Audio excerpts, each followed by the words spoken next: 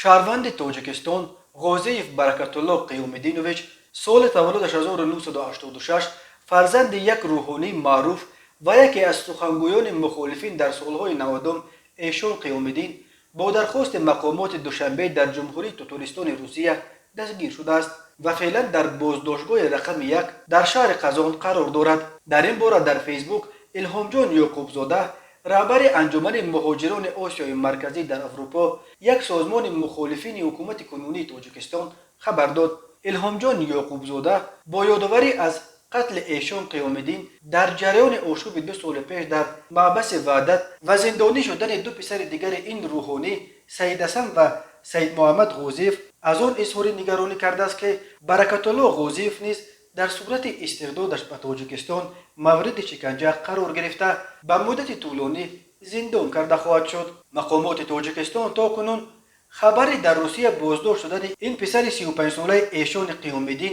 و پرونده او را شرح ندادند، ولی یک منبع آگاه به پایگاه خبری بامداد روز 5 سپتامبر با تصدیق این خبر گفت برکتالله غازیف را روز 14 آگوست در شهر قزان بازداشت کردند.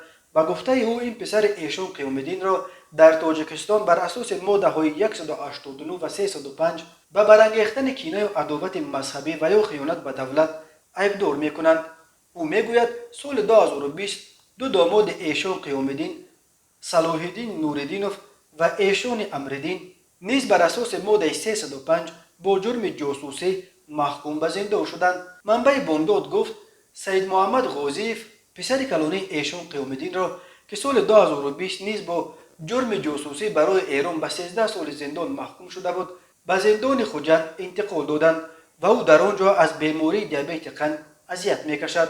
بامداد قبلا خبر داده بود که سید حسن غازیف پسر 34 ساله ایشان قیامالدین در تاجیکستان به 11 سال زندان محکوم شد. ایشان قیامالدین که یکی از سخنگویان اساسی میتینگ میدان شهیدان در سال 1992 بود، سالهای اخیر در ایران به سر میبرد. او ماه نوامبر سال 2017 در فرودگاه شهر سنت پترزبورگ روسیه بازداشت و به تاجیکستان استرداد شد. در تاجیکستان ایشان قیامالدین را به خیانت به وطن، جاسوسی به منفعت ایران، تغییر مذهب و گراییدن به مذهب شیعه عیبدار و به 25 سال زندان محکوم کردند.